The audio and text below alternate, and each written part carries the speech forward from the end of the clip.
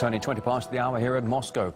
The fight against terror, the Syrian crisis and other contentious issues will be on the table today as the German Chancellor Angela Merkel meets Vladimir Putin. It'll be her first visit to Russia in about 2 years now. RT's Ilya Petrenko is standing by live in Sochi where the leaders will hold their talks. Joining us live here. Good to see you again, Ilya, though I'd imagine there isn't exactly a shortage of topics the two will have to discuss today.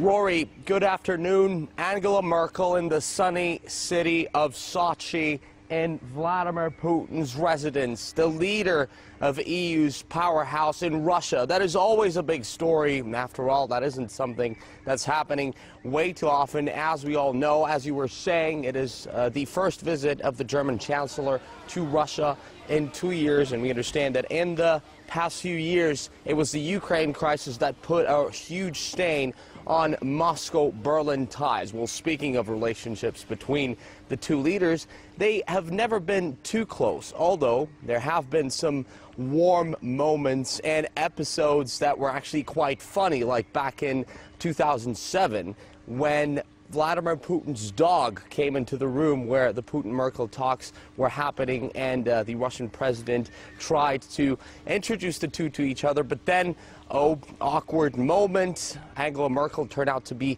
afraid of dogs. And I can tell you that some media went wild, perhaps a bit too far, accusing the Russian president of trying to intimidate Angela Merkel on purpose, although several years later, Vladimir Putin told the journalists that this wasn't the case at all, that he only wanted to do something nice, and eventually apologized.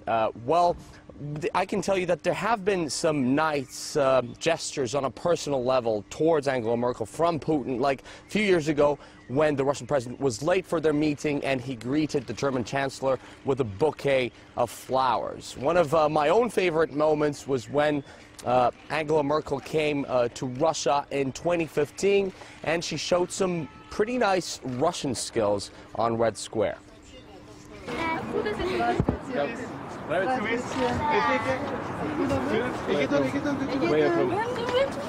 Where do you come from? Turkey.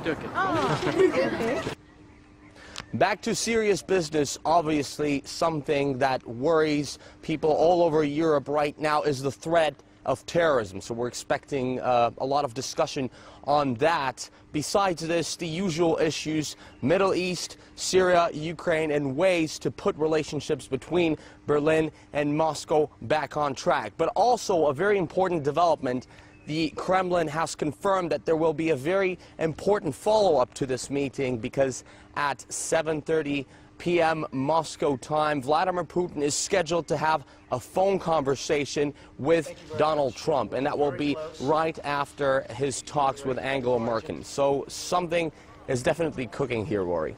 Yeah, you said it. Ilya Petrenko, thank you. Well, as Ilya was mentioning a few moments ago, with the terror threat being discussed in Sochi today, it's a terror threat that's high in Europe now. The U.S. State Department issuing a warning, calling on Americans to be cautious on their travels to the European continent. The alert follows a series of incidents in recent months in the UK, Sweden and France. It will remain in place during the peak tourist season through the 1st of September. Details now from Washington with RT's Alexei Rashevsky.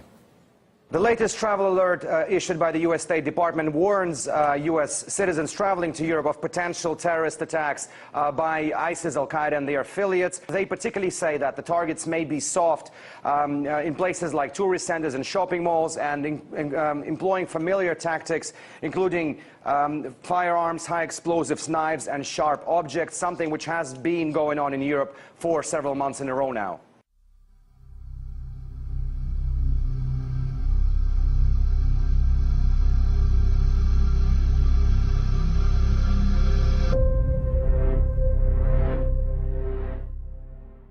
During the festive season last year in late November, there was also a travel alert issued for Europe, warning of potential terrorist attacks. But even more spectacularly, the UK Foreign Office created a map where the UK citizens would need to go to have a safer holiday. And this map actually created a lot of discussion online, particularly because places like Uganda and Sudan and Angola in Central Africa were deemed safer than, let's say, Germany or France or or other European states. So these are the times we're living in when, the foreign offices or State Departments consider Europe as less safe than many other parts of the world.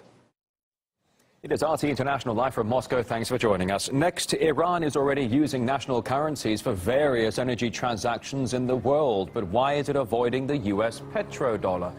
Boom bust is next.